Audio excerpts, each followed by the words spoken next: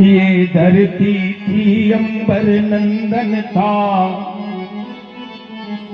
ये ज्ञान शक्ति वैभव कंचन था, पर हुआ नहीं ये त्रिपुर दहन था। पहले भी पतझड़ था लेकिन ये पहले भी पतझड़ था लेकिन ये परहसता मधुमास नहीं था। ये क्या मुझ पर विश्वास नहीं था मित्र तुम्हारे ना रहने की। इन आंखों में तिनके ता करके ये क्या हम केवल कहने को थे। ये सेवक मित्र हितै दीगर के लेने को बदला मैं लूंगा, लेने को बदला मैं लूंगा। ये शक्ति न कोई रोक सकेगी, लेकिन और अंतर की ज्वाला रह रह कर भीतर दहकेगी। महान तो महान तो। और भार्गव परशुराम जी के धनुष विलाप से प्रभावित हुए हैं नव युवा जन कल्याण समिति के चेयरमैन आदरणीय बड़े भाई नरेश द्विवेदी जी। बउआ भैया, आप 12 सोई व्यापार मंडल से भी अध्यक्ष हैं, कानपुर ग्रामीण जिले से वरिष्ठ उपाध्यक्ष हैं। बउआ भैया जी की तरफ से 101 पुष्प मुद्राएं भार्गव परशुराम जी के चरणों में भेंट की गई है।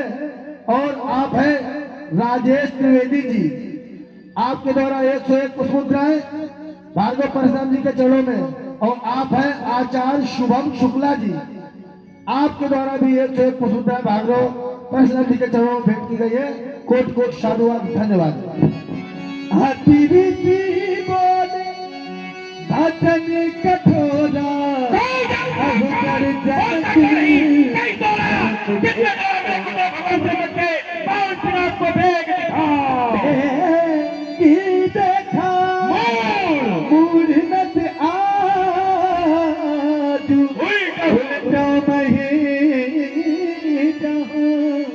लगी तब राजू। धनुष तोड़ने वाले को तीखता तीख मेरे समक्ष प्रस्तुत कर, नहीं तो जहाँ तक तेरा राज है वहाँ तक की धरती मेरे द्वारा पलट दी जाएगी।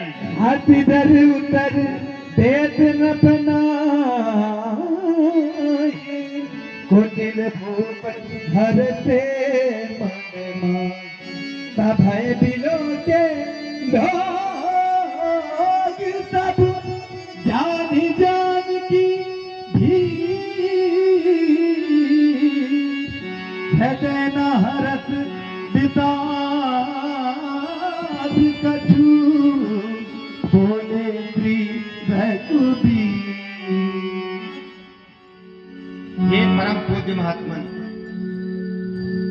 जिस किसी ने भी भगवान शिव के इस पुनीत आयुध को 2 खंडों में परिवर्तित किया है, हे नाथ, वह आपका कोई एक दास ही होगा। नाथो शंभु धनु भंजनिहारा, हे भृगुरा होई ही क्यों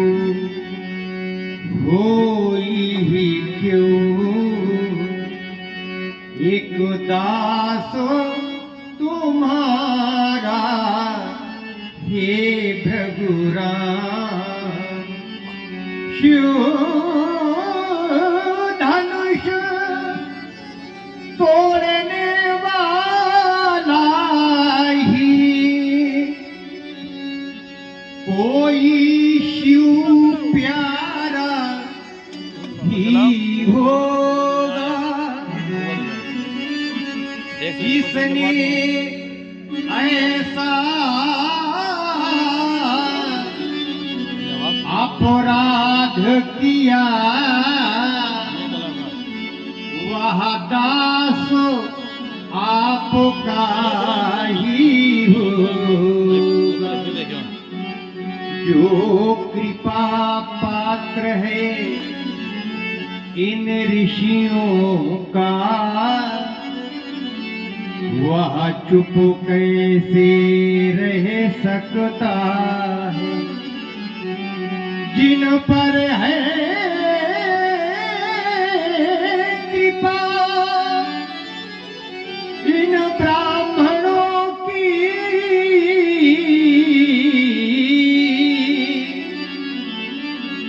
यह कार्य वही करो सकता है। आयसु का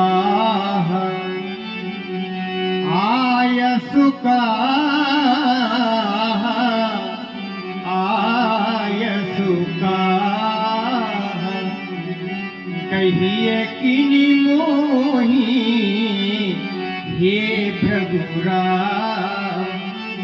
बारो बारो विनवौ मुनि तोहि हे भृगुरा हे भृगुरा हे भृगुरा।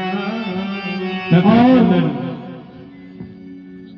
प्रभु श्री राम की वाणी से द्रवित हुए हैं केशव हॉस्पिटल के संचालक श्री अनुज आकाश दीक्षित जी, आपके द्वारा 201 पुष्प मुद्राएं प्रभु श्री राम जी के चरणों में, 200 पुष्प मुद्राएं भार्गव परशुराम जी के चरणों में और 100 पुष्प मुद्राएं व्यास जी के चरणों में भेंट की गई है। कोट कोट साधुवाद। और आप हैं आदरणीय बड़े भाई केशव वाजपेयी जी, आपके द्वारा 51 पुष्प मुद्राएं भार्गव परशुराम जी के चरणों में, 51 पुष्प मुद्राएं प्रभु श्री राम जी के चरणों में भेंट की गई है। कोट कोट साधुवाद। बहुत बहुत आभार। दशरथ नंदन राजकुमार राम, क्या कह रहे हो? जिन पर है कृपा ब्राह्मणों की, ब्राह्मण यही करवा रहे हैं, क्यों हैं? देखो बेटा, तुमको नहीं पता यहाँ क्या हुआ। ये कोई साधारण धनुष नहीं टूटा है, जो आज टूटा कल दूसरा बन जाएगा। ये मेरे गुरु जी के हाथ में रहने वाला धनुष था। तुम कहते हो धनुष तोड़ने वाला हमारा दास है। दास और दासियां राजाओं के यहाँ, महाराजाओं के यहाँ होते हैं। हमारे आश्रमों में सेवक होते हैं। और सेवक कौन? सेवक तो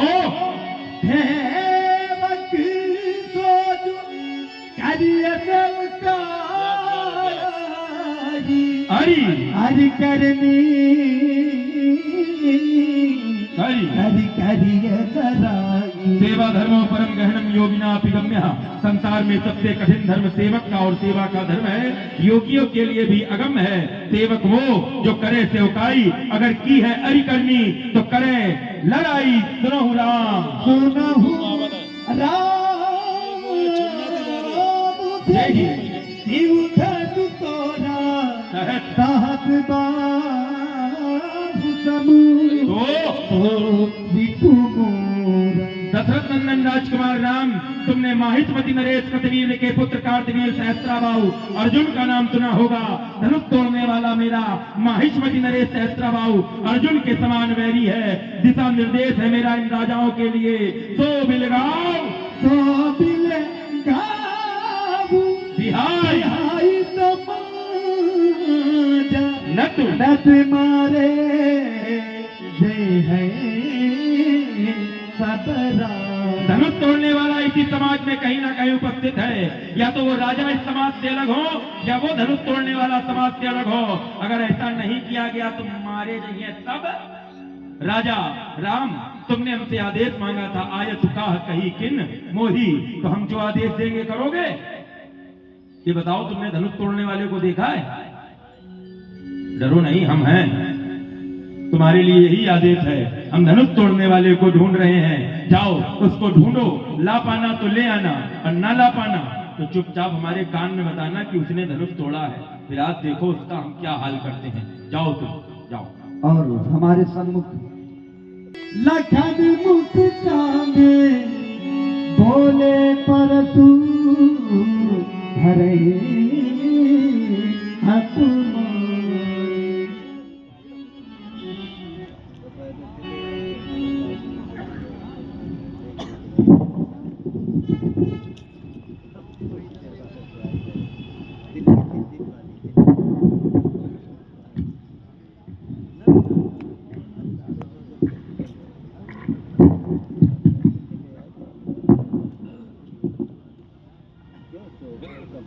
सुना आप सभी लोगों ने, धनुष तोड़ने वाले के विरोध में श्री परशुराम जी ने घोषणा कर दी, जय शिव धनु तोरा सहस बाहु सम सोरी मोरा सो बिलगाऊ बिहाई समाजा और न तुम्हारे जई हैं सब राजा।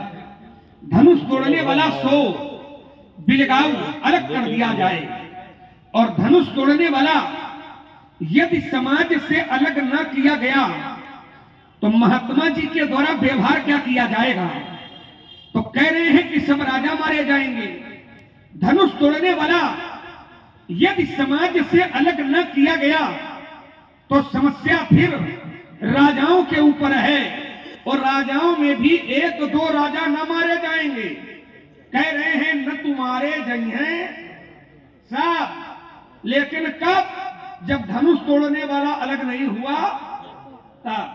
बढ़िया दंड विधान है, अच्छी न्याय संहिता है कि तोड़ने वाला यदि समाज से अलग ना हुआ तो फिर सभी राजा दंडित किए जाएंगे। विधाता ने सृष्टि रचना की तो विधाता ने सृष्टि में सब कुछ दिया, शगुन क्षीर अवगुण जलताता रचे मिले प्रपंच विधाता। विधाता ने जो सृष्टि बनाई है उसमें सगुणों का दूध है और अवगुणों का पानी है, मिला करके इस संसार का निर्माण विधाता ने किया है। जड़ चेतन गुण दोष में विश्वकीन करतार, लेकिन विशेषता वो एक होती है कि संत हंस गुण गाहे पै परिहरि वारी विकार। विधाता ने हानि भी दी, लाभ भी दिया, जीवन भी दिया तो मरण भी दिया, यश भी दिया तो अपयश भी दिया, दिन भी दिया तो रात भी दिया, अच्छे भी पैदा किए तो बुरे भी पैदा किए। मेरे कहने का भाव केवल इतना है कि संसार में अच्छाई भी है और संसार में बुराई भी है, लेकिन जो अच्छा होता है वो अच्छाई को पकड़ता है और जो बुरा होता है वो बुराई को पकड़ता है, क्योंकि ये प्रवृत्ति का खेल होता है। अच्छी और बुरी ये प्रवृत्तियां होती हैं, और जिस प्रकार की प्रवृत्ति का व्यक्ति होता है उसी प्रकार की प्रवृत्ति वाले व्यक्ति से उस व्यक्ति की संगत भी हो जाती है। अगर अच्छी प्रवृत्ति वाला व्यक्ति है तो हमेशा उसकी संगति अच्छे से होती है, और यदि बुरी प्रवृत्ति वाला व्यक्ति है तो उसकी संगति वो बुरी प्रवृत्ति से ही करता है। यह नियम है संसार का।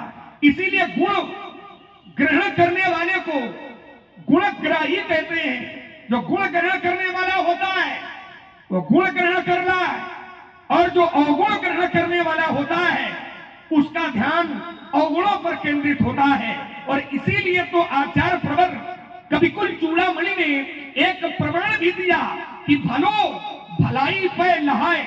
जो भला होता है, जो अच्छा होता है, वे हमेशा अच्छे का ही समर्थक होता है। भलो भलाई पे लहाए, लाहे निचाई है नीच, और सुधा सराही अमरता और गरल सराही नीच।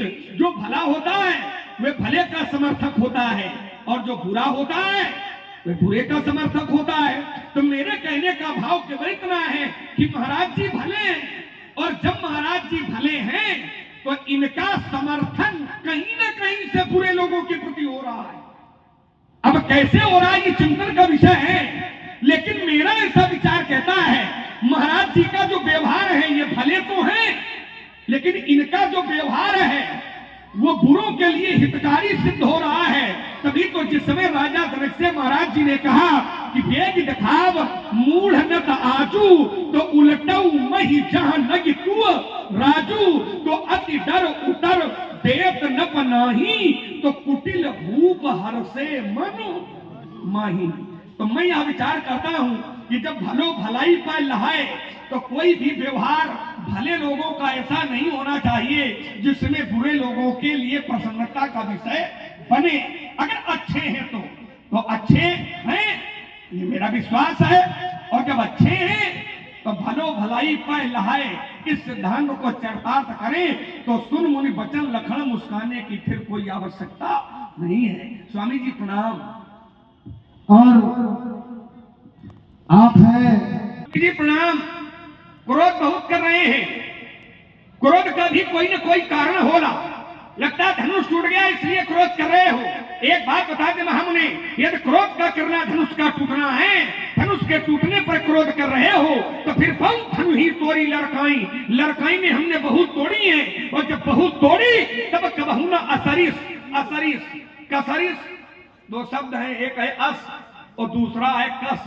अस माने होता है ऐसा और कस माने कैसा। मेरा प्रश्न है कि धनुष के टूटने पर क्रोध है तो बाल्यावस्था में हमने बहुत तोड़ी है और जब हमने बहुत तोड़ी तब कबहू ना असरिस, तब कभी भी ऐसा रिस ऐसा क्रोध नहीं किया। तो क्या धनुष के प्रति ममता, और अगर ममता है तो कई हेतु, इसका कारण क्या है व्यक्त करें पूज्यपाद प्रतश्मनि। आप हैं एवं इनके गुरुजी लेके आए पद सरोज मेले। स्थान कहाँ था? चरणों में। लग कहाँ रहे हैं? जब दो बड़े बात करते हैं तो मध्य में तीसरे को नहीं बोलना चाहिए, और बोले तो तब बोले जब इन दोनों से बड़ा हो। जैसे इनके पिता दशरथ जी और इनके गुरु बाबा विश्वामित्र जी में चर्चा चली। दशरथ कौन है? धर्म धुरंधर गुणनिधि ज्ञानी। विश्वामित्र कौन है? विश्वामित्र महामुनि ज्ञानी। दो ज्ञानियों में चर्चा चली, हल नहीं निकला। तीसरे ज्ञानी का प्रवेश। को वशिष्ठ तम बड़ गुण ज्ञानी। वशिष्ठ दशरथ से भी बड़े हैं और विश्वामित्र जी से भी बड़े हैं। उन्होंने समझाया, बात बन गई। लेकिन ये ना तो जनक से बड़े ना राम से बड़े, हमसे तो छोड़ ही दो। ना हमसे कद में बड़े, ना हमसे पद में बड़े, ना हमसे ज्ञान में बड़े, ना हमसे आयु में बड़े, ना हमसे बल में बड़े। जब नहीं बड़े तो क्यों हुए खड़े? और फिर खड़े हुए और बोल पड़े तो अब देखेंगे कब तक बोलेंगे, कहां तक बोलेंगे, कितना बोलेंगे और क्या क्या बोलेंगे। तो प्रथम तो विचार इस बात पे जाता है कि राजाओं की इतनी बड़ी भारी भीड़ में कोई राजा नहीं बोला। जब मैंने कहा न तुम्हारे जंगे सब राजा, कोई राजा नहीं बोला। राजकुमार उठ के खड़ा हुआ। लक्ष्मण राजा नहीं है, राजकुमार है।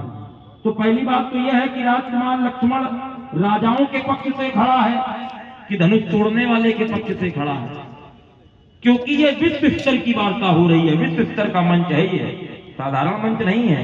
देव धनुष त्रैलोक के लोग यहाँ उपस्थित हैं, विश्व स्तरीय वार्ता है। तो इतनी भारी भीड़ में लक्ष्मण ही खड़ा हुआ। तो पहली बात तो ये है, अगर धनुष तोड़ने वाले के पक्ष से खड़ा है तो धनुष तोड़ने वाले के साथ लक्ष्मण का कोई रक्तिम संबंध नहीं होना चाहिए।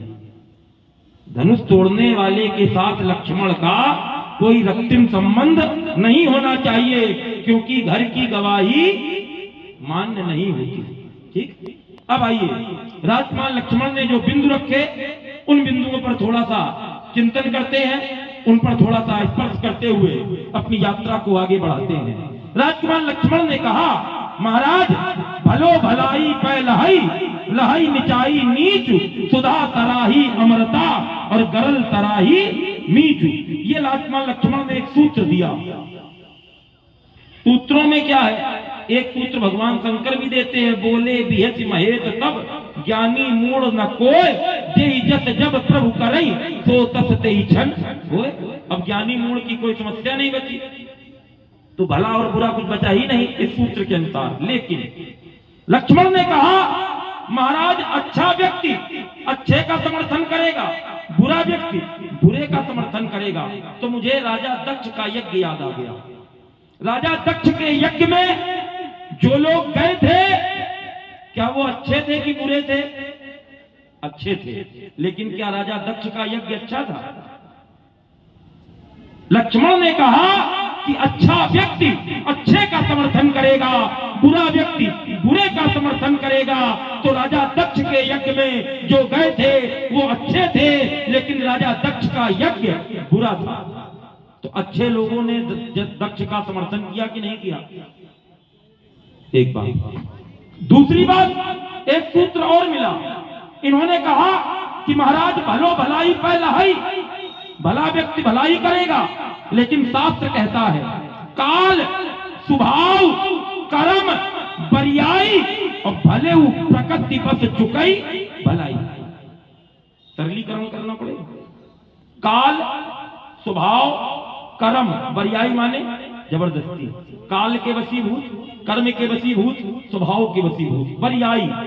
भले भला व्यक्ति भी प्रकृतिवश, प्रकृति के कारण, ईश्वर के कारण, ईश आधीन कृपा के कारण चुकाई भलाई, अपनी भलाई से चूक जाता है। तो ये सूत्र मिला। अब लक्ष्मण ने कहा महाराज बहु धनु भी तोरी लड़काई, कबऊ न अस रित कीन गोसाई। अस माने ऐसा नहीं किया, लेकिन कैसा तो किया, क्रोध तो हमने किया ही, ऐसा नहीं किया। क्यों? क्योंकि तब ऐसा धनुष नहीं टूटा। फिर तोड़ी कहां? अयोध्या में तोड़ी। मना किसको करना चाहिए? तुम्हारे पिताजी को। तुम अपने पिताजी की संपत्ति में आगी लगा दो, एक ही ठेकेदारी तोड़ो ले, लेकिन सार्वजनिक संपत्ति नष्ट नहीं कर सकते हैं। अंतिम बिंदु महाराज यही धनु पर ममता कई हेतु। तो तुम जिसको ममता कह रहे हो वो हमारे लिए श्रद्धा है, क्योंकि ममता सांसारिक होती है, संसार में होती है, संसार के प्रति होती है। परमात्मा के प्रति ममता नहीं, परमात्मा के प्रति हमारी श्रद्धा होती है, हमारी आस्था होती है, हमारा विश्वास होता है। इसलिए राजकुमार लक्ष्मण धनुष पर ममता नहीं है हमारी, धनुष पर श्रद्धा है। रेन बालक कालवत बोलत तो न संहार, धनु ही सम त्रिपुरारी धनु विदित सकल। आए सभी लोग अपने अपने कान हमारी ओर केंद्रित करें और मैं प्रयास करूंगा महाराज जी की हर एक बात का उत्तर वो भी समाज शैली में देने। और आप हैं केशव